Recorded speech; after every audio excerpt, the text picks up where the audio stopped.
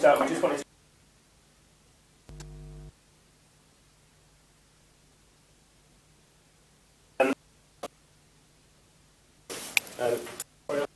audience like this. So I just want to show you this, because this is one of the things that John Sybil tells me constantly that I have to.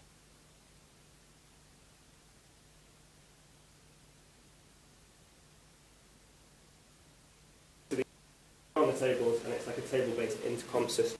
So I can put the phone in, I can chat individually to tables, they can talk at the speaker at the back, so they can talk to the whole class without the whole.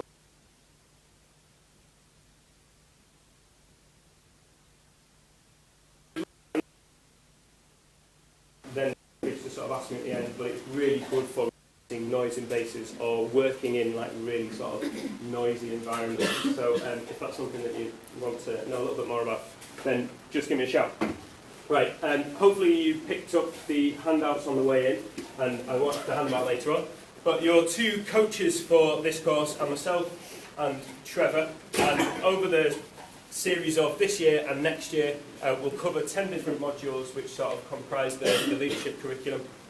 Most of them are appropriate for teaching staff and associate staff because we all work in a school environment. There are a couple that are so specifically teaching and learning based that associate staff will do something different at that point because we don't want to waste anybody's time. We just need to clarify expectations. Just remember to do. Sorry, we just want you Oh. Expectation number one is obviously arrive on time. No excuses will be valid. Do email your group coach if you're unable to attend, and all of this will be filmed and put on the YouTube channel so you can catch up.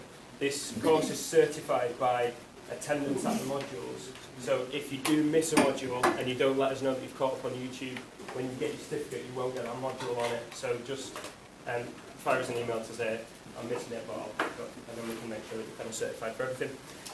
It's really important that we respect confidentiality in the sessions because we will be talking about our own sort of leadership experiences, our own experiences of when we had to lead or our own experiences when we've been led. And it's important that those sort of stories that we share and that sort of stuff are really good to learn from, but they then don't go beyond these four walls into other sort of situations. It's really important to understand that it's a moan-free zone as well. It isn't an opportunity to sit around and just diss everything because that can just make it really negative, and this is a really positive opportunity to develop as emerging leaders.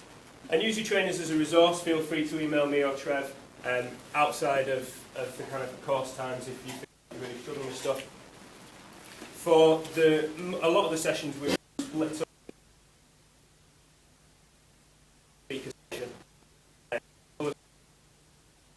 groups. Within those groups there are sort of mini subgroups, 3 or 4, so that you've got an opportunity to get with people from outside of you.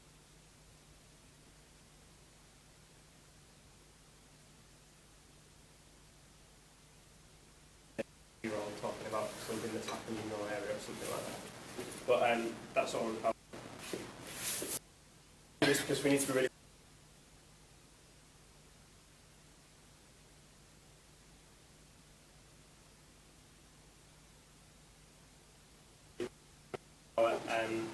Interactions with staff.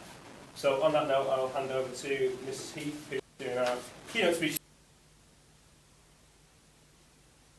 Renowned visionary. So no pressure there. No, okay. It's quite disconcerting that to be called a renowned visionary, because as a history teacher, when I was looking at history, if you had a vision in the past, you usually end up being persecuted or burnt at the stake. Now you can't get a job without one. So, Trevor, you doing my... Trevor's my beautiful assistant. He isn't wearing a Lurex dress. That isn't mine. Did you want to just ask what the... Oh, yeah. In your packs, hopefully, you've got the sheet which looks like that. You should have picked off just where Alex Gary is. It's just, while Lynne's talking, this is kind of... It'll just make the whole process afterwards, I'm thinking what she says, a lot quicker by just having a little look through that and filling it in as you go along. And it is quite interesting, that little cartoon that was on there about self-reflection, because one of the big things for me about leadership is the recognition that when things go well, you look through the window, and when things go badly, you hold a mirror up to yourself. And that's a really important maxim, I think, that people sometimes need to be made aware of, about giving the credit where it's due and taking the blame where it falls. Renowned visionaries, these are some of the ones that I know about. So the top one you'll recognise here, Walt Disney. Those of you who've heard Patsy speak before will know that the brains behind the Disney empire was actually Roy Disney. Very few people have heard of Roy Disney. Roy had the ideas, the thinking, the planning, but he used to say to Walt Disney, "Tell me, what can you see?" And he was the real visionary about that. This person here is St. Teresa de Avila, who was a renowned mystic in the 15th century, who saw visions, usually of God and various other religious figures, and who became a person that everybody went to see and sort of knelt down before because they thought she knew things that they didn't. I suspect it might have been particularly as a me being a reverend. Person over there, Martin Luther King, who you know, introduction. Some of you may know and know, she's not here. That's Sister Rita, who runs the centre down the road. Came over here as a nun at the age of 17 and has lived in Collyhurst in the convent down the road just before you get into town for her entire life. For his 5th birthday, the nuns bought her a Florian because apparently she likes speed, but it was the only thing they could buy her that she couldn't give away. She still managed to make money out of it for the food bank. They all had to sponsor her. And I don't know, you've probably sponsored to complete those circuits. And that's about people who I believe are visionaries, and I wouldn't ever class myself with them, but I'm going to talk to you about what a vision needs to have in terms of education and leadership. So thanks, Trevor. Our MCA vision, and this was formulated probably 9 years ago, and I've used the strapline that we use on all of our stationery and all of our thinking, really, because even that's only 6 words, a lot of thinking went into that. And when you read a lot of vision statements for schools and mission statements for industry, they all sound great. You know, who wouldn't want to aspire? Who wouldn't want to achieve? Who wouldn't want to excel? They never say things like, I'm going to try a bit, you know, and I might do this and I might do the other. They're always very strong and powerful in terms of words, but the reality often is, how is that going to be achieved? And for us, our vision was about making a difference in this area, but that was critical about how we did it. And we needed to make sure that we took people with us. So that strapline, although it appears and often gets ignored, was actually really powerful in driving what we were trying to do here. And the challenge for us, and that's a quote from Guy Himmott about what is the goal of education. And if I was to ask any person in this room, what are you here for in terms of being an educator, that is what we all aspire to do. We do want to produce decent human beings. And that might sound a bit old-fashioned, but actually, that is what we need. That's what we need in society. It's what we need in our school. It's what we need in the world. People who care about others, people who think about others, and who'll make a contribution. Not people who will just be selfish and mean and horrible to other people. And again, I'm not being idealistic about that. I think that is probably the most difficult thing to achieve. We can get kids through exams, we can get young people into jobs, but achieving that requires a lot more effort, and that's a huge challenge for all of us. Trevor. Okay? So Steve Jobs, you're working on something and you're excited, pulls you in. And there is some interesting. I'm just going to show you a little video about this. About sometimes it's better than a leader than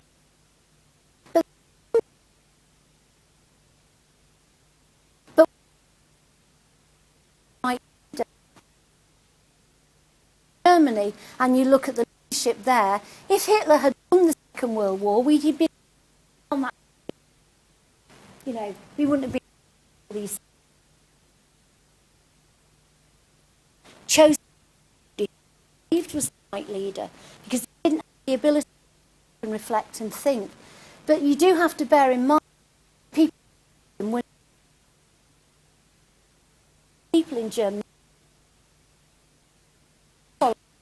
knew that what he was saying wasn't right.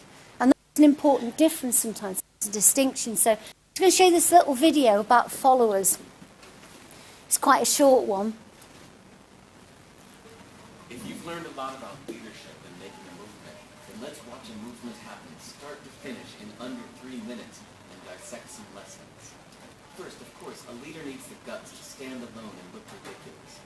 But what he's doing is so simple, it's almost instructional. This is key. You must be easy to follow. Now here comes the first follower with a crucial role.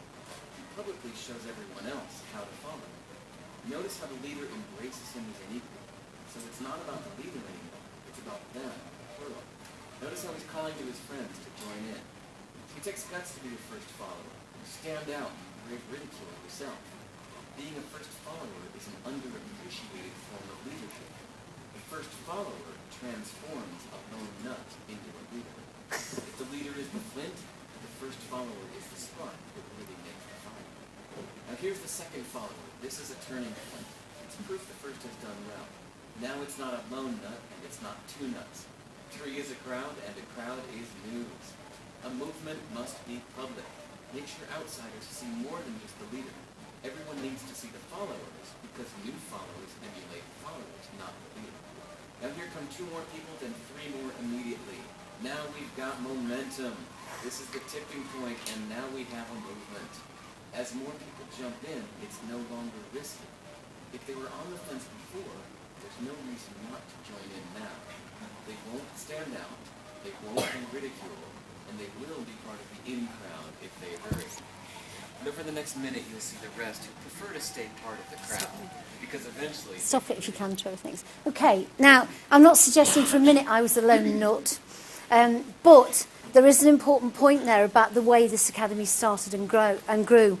And I was reminded when I had a conversation with Alex the other week about vision. Not that I often have conversations about vision. We're talking about all who joined last year had to share that vision because there was nothing else. School, there weren't staff, there weren't students. To apply for that was a risk. Came and joined us a year before we opened. Some people joined 6 months before we opened. But you can understand how influence change, and one of the challenges for us as an academy was to grow that vision and to share that vision as we grew as a school, and that was people to them that it wasn't one person saying do it. There was a crude and that a crowd that suggested.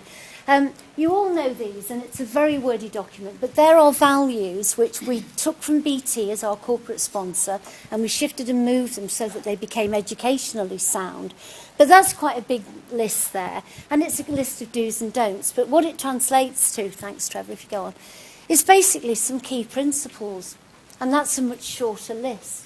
And for me, and for a lot of people who are here, they are crucial in terms of in making sure that we get the sort of culture in this school that really matters and that we stay true to our vision. And it sounds quite simple, really, do the right thing. And I'll give you an example of that. We had an incident last night where Ben Cooper was at the bus stop on Monsall, and a group of our students had followed him, been throwing rocks and various other things at the metro station, and somebody pulled a knife on him. We found out about it. The right thing to do, despite all the regulations and all the warnings about that, was to go and check he was all right. That was doing the right thing. And that was about what you'd do if that was your child and what you'd want somebody to do if that was your child standing at that bus stop. Making things happen. We've got loads of people in here, and that's one of the huge joys for me of being in this place, is that I don't have to go and say to people, do you think you could do this? Do you think you could do that? I get bombarded with people coming to me saying, can we do this? What about doing that? What about that? And not only do they come up with the ideas, but they realise those ideas. And the great thing is that what happens then is those ideas become picked up by everybody else and become extraordinary. And one of the challenges for us, and I think one of the dangers, is that we tend in this school to normalise the extraordinary. And sometimes it takes somebody coming in from outside to say, God, that's absolutely amazing, to make you realise and appreciate what exactly is happening in this school that does make a huge difference. Being remarkable, well, it's very inspiring, and being remarkable is about, but the other bit of that is really important about failing. Failure is a part of life, it builds resilience, we all know that. But if you do sulk, blame other people, there's nothing to do with me, sloping shoulders, just, that's where the whole thing about looking in the mirror when things are right is never can't be done. And because where you there is this material resistance case who will say, oh, we've tried that before, oh, we can't do that. That can be done if you work at it. And to be, but you'll have done something that will be part way towards achieving that objective.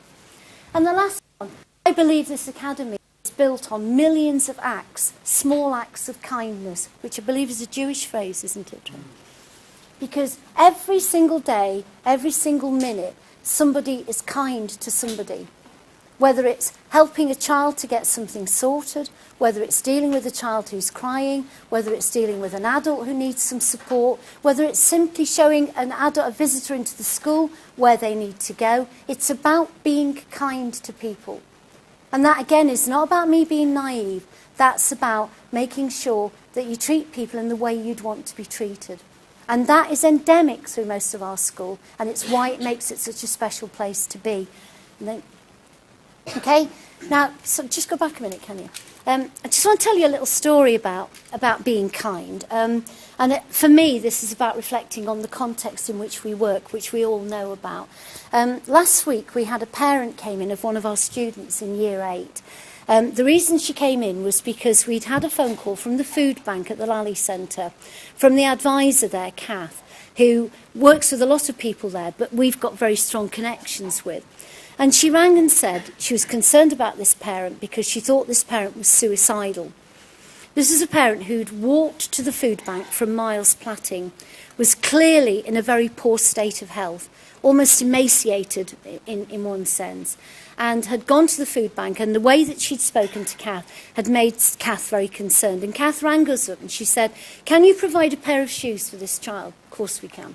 Can you do this, that and the other? So the parent came into school, and in conversation what we discovered was that that parent had moved house in January last year and had been having posts redirected from her previous address to the place that she now lived. The benefits people had been and said, you've got somebody else living with you. From January this year, her benefits had been frozen. She'd been sanctioned, which is the term that's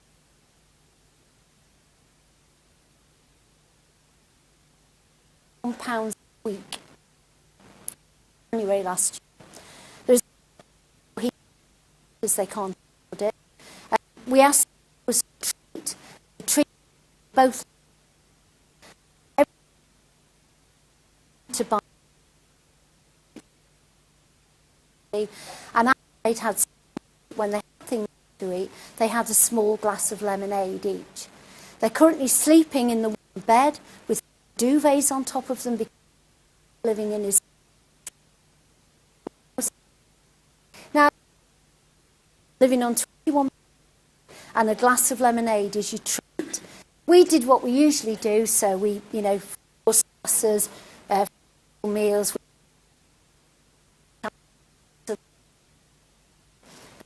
Imagine that. That is the reality of many of our parents and young people.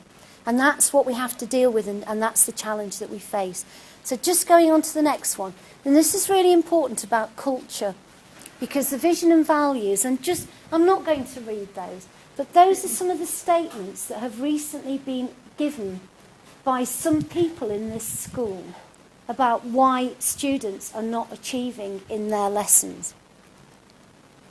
Now, I was shocked when I read them. I was shocked in one sense because I thought, I can't believe that people would say that. But you transpose those statements to that story I've just told you and tell me why that child is coming in tired. Tell me why that child isn't doing any homework. Tell me why that child is not energetic. And then look at things like saying, then, you know, that's because they're up all night. Now, one of the issues about this is that those represent a different set of values than the ones that most of us have. Now, they may have been careless comments that have been made. They may have just been people doing what I said before, is thinking, I'm going to get blamed for this, so it's not going to be me that's going to be held responsible. I'll look for somebody else. And the obvious target is students and parents. But you have the beginnings with that of a group of people who are creating a microculture. And my question to you would be, what would you do? Because unless you hold true to your vision and values and you hold everybody accountable to that vision and values, you won't have it. And this is the creeping stuff that goes on that has to be checked. And it's really important that you're aware of that. And finally, Trevor, last one. It always seems impossible until it's done. Nelson Mandela and others were the proper visionaries in this world. Okay, thanks.